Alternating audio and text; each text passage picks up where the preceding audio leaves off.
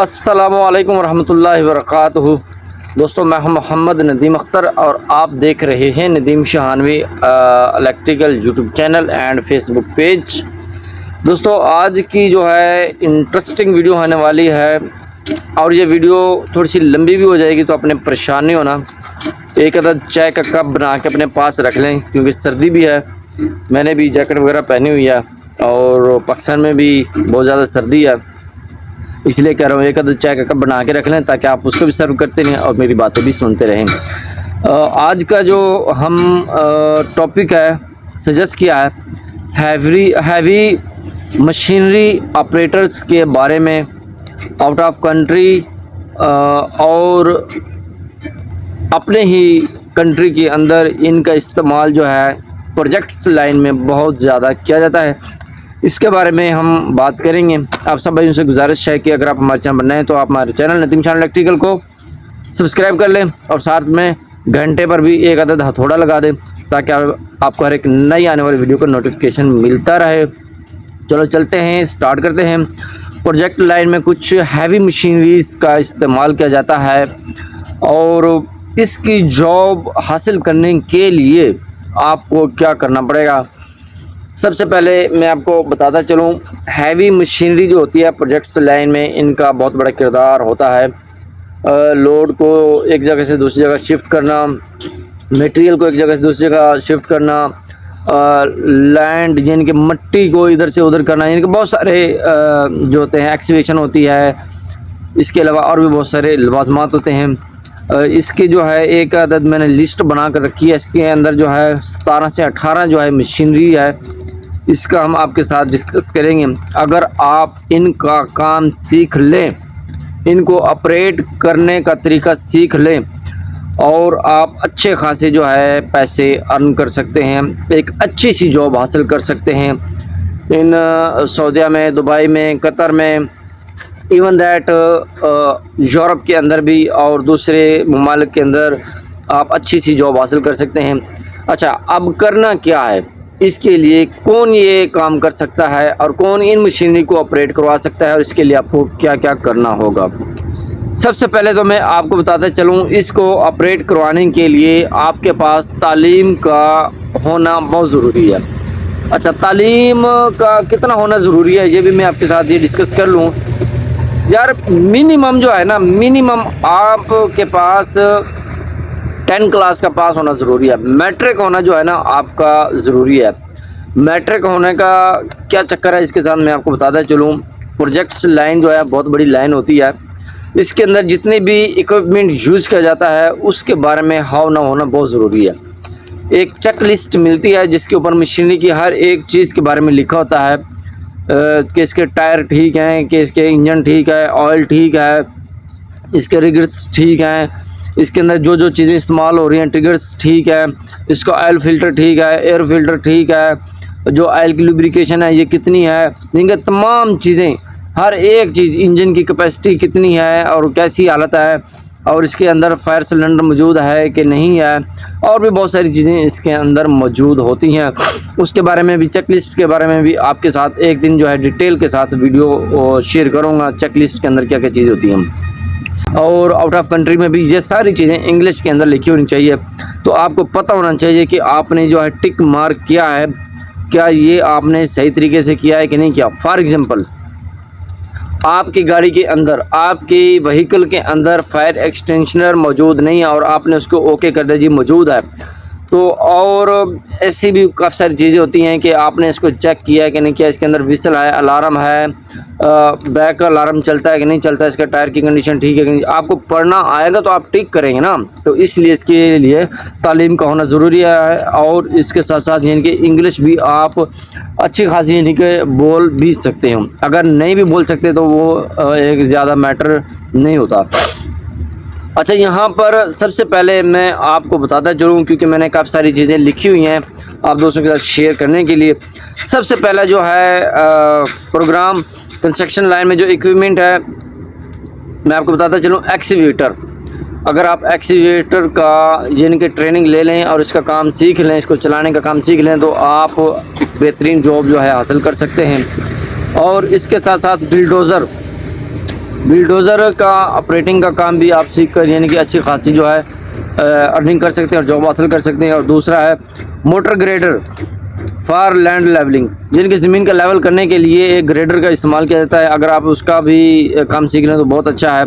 Tele handler, ठीक है जी, इसको कहते हैं टेलीस्कोप हैंडलर। इसकी अलग तस्वीरें भी मैं आपके साथ शेयर करूंगा, साथ साथ में स्लाइड में तस्वीर भी बताऊंगा ताकि आपको पता चल जाए क्या क्या चीज़ है। उसके बाद कम्पैक्टर है, जो है मिट्टी को प्रेस करने के लिए जो कम्पैक्टर यूज़ किया जाता है। फ्रंट एंड लोडर, जिनके जिसे आप शॉवल कहते हैं, जो मिट्टी को घसीट कर एक जगह से दूसरी जगह लेकर जाता है, उसको शॉवल कहते हैं जी। एक होता है हैंड शॉवल, जो कि उर्दू ज़बान में बेलचा कहते हैं जी, और अरबी ज़बान में कुरेक कहते हैं उसको, ठीक है जी। उसके बाद है जी फ्रंट लिफ्टर, और एक है जी बॉबकैट, रोलर, टावर क्रेन और मोबाइल क्रेन। मोबाइल क्रेन जो होती है मेरे पीछे आपको नज़र आ ही रही होगी, मैं आपको दिखा भी देता हूँ मोबाइल क्रेन।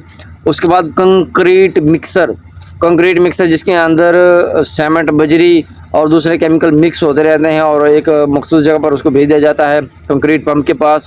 उसके अंदर वो डेलता रहता है और कंक्रीट पंप एक जगह से दूसरी जगह मतलब जगह पर भेजता रहता है कंक्रीट मिक्सर की। और यह कंक्रीट जो है, अल्लाह आपका भला करे, पंप की, इन दोनों की तस्वीर आपके साथ शेयर कर देता हूँ। अच्छा, फ्रंट एंड बैक लोडर, ये भी बहुत अच्छा है जी। Main lift and scissor lift and tower crane. अच्छा, इन सब में से जो बेहतरीन जो चीज़ है वो है मोबाइल क्रेन। वैसे तो जितनी भी मशीनरी मैंने आपके साथ शेयर की है ये ओवरऑल यानी कि पैक होती है, इसके ग्लासेस लगे होते हैं।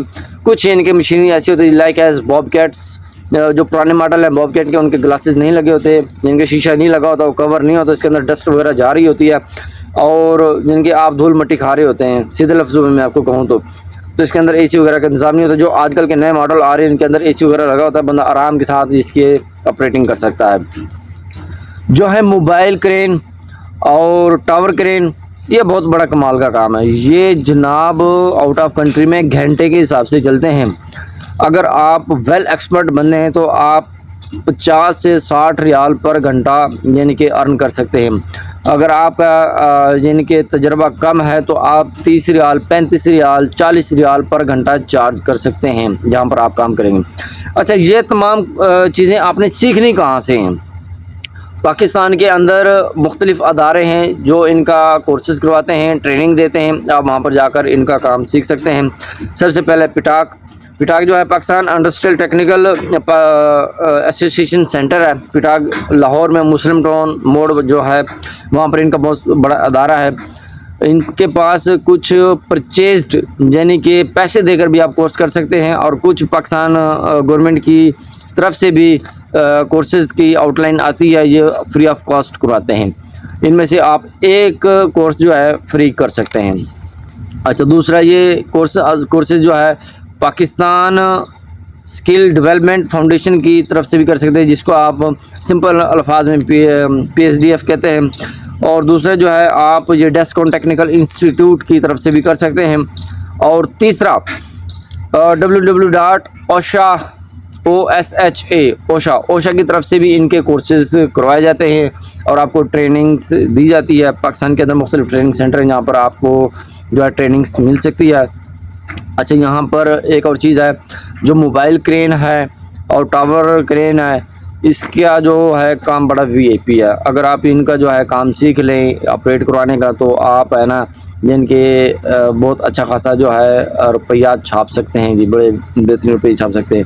अच्छा, रुपया छापेंगे कैसे जी? ऐसे नहीं होगा कि आपने कोर्स कर लिया और आप कहेंगे हमें जो है मशीन पर बिठा दें और जॉब मिल गई, ऐसे बिल्कुल भी नहीं होता मेरे भाई।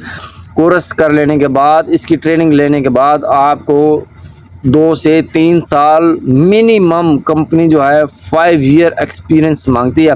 आपके पास जो है 5 इयर्स का एक्सपीरियंस होना लाजमी है।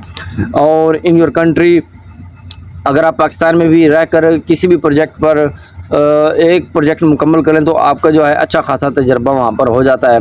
तो मेरा मशवरा ये है कि इन 16-17 जो है ऑपरेटर्स, इनका जो है आप ऑपरेट करने का काम सीख लें तो आप यानी कि बैठे बिठाए, यानी कि ये सारे काम जो है बैठने वाले हैं।